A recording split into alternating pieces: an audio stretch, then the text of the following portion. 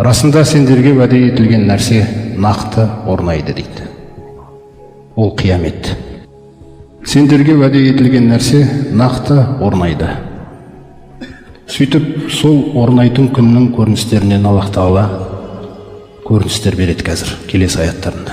Бірінші көрініс фаизан нуджуму тумисат. Біз бірінші мынау аяттарға жаңағы кірісер алдын айналамызға қарап алайықшы. Қазір түнде елестетіңіздер, түнде аспанға қараған кездеріңізде бейбіт түрде жұлдыздар жарқырап тұр. Әркім өзінің мақсатын, көктегі жұлдыздар жарқырап мақсатын орындап жатыр. Алла Тағаланың алдындағы міндет мақсаты орындалып жатыр. Олардың әрқайсысында Аллах Тағаланың құдіретіне, жалғыз екендігіне сілтейтін үлкен белгілер жатыр. Аспанда мызғымас тұр. Ешкім қауіп сезбейді, аспан құлап кете ме деп. Жер орнында тұр, теңселмей. Таулар, Алатауға қараңыздар, орнында тұр. Өзінің қызметін, міндетін атқарып жатыр. Әрбір адамның мерзімі өліммен аяқталғаны секілді, бүкіл әлемдердің ғұмыры қияметпен аяқталады. Әлемдердің ғұмыры аяқталатын күн қиямет күні. Қалай болады ол күн деген кезде Аллах Тағала бізге мынандай ескертулер береді. Фаизан нуджуму тумисат. Барлық жұлдыздар сөнген кезде, қараңыздар. Жаңағы нәрсе жоқ. Күллі жұлдыздар сөнген кезде дейді. Басқа бір сүрелерде айтқандай изас-самаун фатарат, аспан жарылған кезде, мысалы. Ва изал кавакибун тасарат. Бүкіл жұлдыздар төгіліп шашылған кезде орындарынан. Қараңыз, Алланың құдіреті аяқталды. Қызмет, міндет аяқталды. Есепке дайындық болып жатыр. Адам баласын қайта тірілтетін сәт келеді. Жұлдыздар шашылған кезде, жұлдыздар орындарынан құлаған кезде, жұлдыздар сөнген кезде. Ва изас-самау фуриджат. Аспан жарылған кезде дейді, қараңыздар. Аспан деген жарылады, жарықтар пайда болады. Ва футихатис-самау факанат абуаба. Нәбә сүресінде айтқандай, аспан ашылып, есіктерге айналған кезде дейді. Яғни Алланың әмірімен періштелер түсетін есіктерге айналған кезде. Ва шаққатис-самау фахия яума изин вахия дейді Хаққа сүресінде. Аспан жарылып, сондай бір әлсіз нәрсеге айналған кезде дейді. Ал қазіргі кезін Алла Тағала айтады: «Холақас самавати биғойри ғамадин тараунаха». Қараңдаршы дейді жеті қабат аспанға. Тірексіз жаратып қойды ғой дейді. Көріп тұрсыңдар ғой дейді. Тірек, ұстап тұрған тіректің жоқтығын дейді. Міне сол тірексіз мызғымай тұрған аспандар өрмекшінің торынан да әлсіз күйге айналады екен. Уахия. Бітті, жоқ аспандар. Алланың құдіреті. Кімде-кім осы күні сол құдіретке сенбеген болса, ол күнгі иманы пайда бермейді. Ол күні сенбейтін адам қалмайды. Барлығы сенеді. Өйткені құдіретінің үлкен белгілері орнайды. Жұлдыздар сөнген кезде, аспан жарылған кезде. Ва изал джибалу нусифат. Қараңыздар, Алатауды елестетіңіздер, қазір қараңыздар.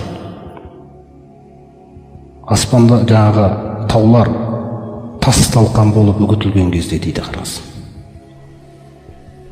Нусифат деген етістік өзі тауға байланысты Алла Тағала бірнеше аяттар, бірнеше көріністер берген. Таулардың жүргізілуі туралы айтылған Аллах Тағала. Яума нусаййирул жибала дейді, қараңыздар. Тауларды орындарынан жүргізіп жібергенімізде, қараңыз құдірет қандай. Тауларды орындарынан жүргізіп жіберген кезімізде дейді. Фаиза нуфиха фис-сури нафхату вахида. Сол күні сұрға бірінші мәрте үрленген кезде. Ва хумилатил арду вал джибалу. Қараңыздар, Алланың құдіретімен мына жер мен тау көтеріліп әкете деген. Сөйтіп көтеріліп барып фадукката, тарс етіп соғылады дейді. Үгітіледі. Екеуі бірге дакката вахида, бір ұрумен соғылған кезде ұнтақталып кетеді дейді. Қараңыздар, жоқ. Мына жер, мына тауларды қараңыздар да. Таулар орындарынан әкетіліп сағымға айналады дейді. Өзіңіз қараңыз, сағым деген нәрсе жоқ нәрсе, алыстан бар сияқты көрінеді, бірақ жоқ. дейді. Мысалы, Музаммил сүресінде де Аллах Тағала айтады сол нәрсені.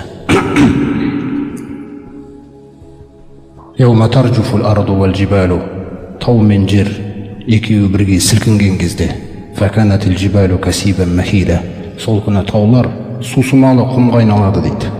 Қараңыз, су болып ағып жатқан құмға айналады да. Алла Тағаланың құдіреті. Уақиға сүресінде де айтады Алла Тағала. Жер қатты сілкініспен сілкінген кезде. Тау деген ұнтаққа айналып кеткен кезде дейді. Соғылған кезде ұн бар ғой, ұнтақталып кетеді. Бәсса деген ұнтақ болып кетеді дейді. Қараңыздар қандай, ауаға жайылып тарап баратқан шаңға айналады дейді. Қараңыз Алланың құдіреті. Сол шаңға айналады, жаңа үгітілген кезі. Одан кейін шаңға айналады, одан кейін сағымға айналады, тау жоқ. يسألونك عن الجبال فقل ينسفها ربي نسفا. Ей пайғамбар, олар сенен таулар жайында сұрайды дейді. Айт оларға, Раббым тауды үгітіп жоқ қылып жібереді. Қараңыздар, ұнтақ жоқ болып кетеді дейді. Солай жоқ қылады, фаязаруха қалған соф-софа. Оның орны теп-тегіс тап-тақыр жерге айналады дейді. Міне, осыны айтып отыр. Теп-тегіс тақыр жерге айналады дейді. Ла тара фиха айважан вала амта. Тау тұрған орнынан бір нәрсенің бүйтіп төбеленіп көтеріліп тұрғанын да көрмейсің. Ойық жерде де көрмейсің. Міне мына столдың бетіндей теп-тегіс қылам дейді. Теп-тегіс қыламын дейді да оны. Фаяума изин яттабиғуна дағия. Сол күні олар Аллах тарапынан әмір берілген шақырушы бір періштенің даусына қарай ереді дейді. Ла ғиважа лаху. Ерген кезде дейді, ешкім қисық мінез көрсете алмайды дейді ана жерде. Түгел ықыласына бөлінгісі келіп, ықыласқа бөлінгісі келіп, сондай тәртіпті соған қарай ілеседі дейді. Сөйтіп махшар әлеміне қарай, жаңағы майданына қарай айдап әкелген кезде, ва хошағатил асвату лир-рахмани фала тасмағу илля хамса. Қараңыздар құдіреті қандай, Аллах Тағаланың пәрмені, құдіреті. Дауыстардың барлығы сынады дейді. Қараңыздар, бүкіл дауыстар Рахманға сынады дейді. Өшкен, кешегі айқай, кешегі ей деген дауыстар жоқ, сынған дауыстар. Ол күні барлығы сынады. Бірақ мұсылман мен жаңағы Алланы мойындамаған адамдардың арасында айырмашылық. Мұсылман осы дүниеде сынғанда, осы дүниеде сынуды ол біледі. Алла Тағаланың әмірі келген кезде ол сыну деген нәрсенің ләззатын біледі де Алла үшін. Сондықтан оның сынғаны ол күні рахымға бөлейтін сынуда ол, өзіңіз ойлаңыз. Ал кім бұл күні сынбаса, ол күнгі сынғаннан ешқандай пайда жоқ. Дауыстар сынады, сүмірейеді, өшеді дейді да. Фәлә тасмағу илля хамса. Тек қана сыбдыр, сыбыс естисің дейді. Аяқтың сыбдырын. Қараңыз. Сыбыр жаңағы сыбдырды ғана естисің дейді пайғамбар. Яума изин, ол күні ла танфағу шафаға, ей пайғамбар, үмбетіңе айт. Ол күні ешқандай шапағат пайда бермейді. Илля мен азина лахур рахману ва радия лаху қаула. Рахман кімге рұқсат берсе ғана. Рахман кімге рұқсат берсе ғана, сол рұқсат берілген шапағатты айтпағанда ол күні ешкімнің шапағаты пайда бермейді. Ешкім шапағат ете алмайды, ешкімге болса алмайды. Бүкіл мансаптар сынады, жоқ, ешкімнің келі жоқ. Кімнің кезінде директор болғаны, профессор болған, не болғаны сынған бәрі.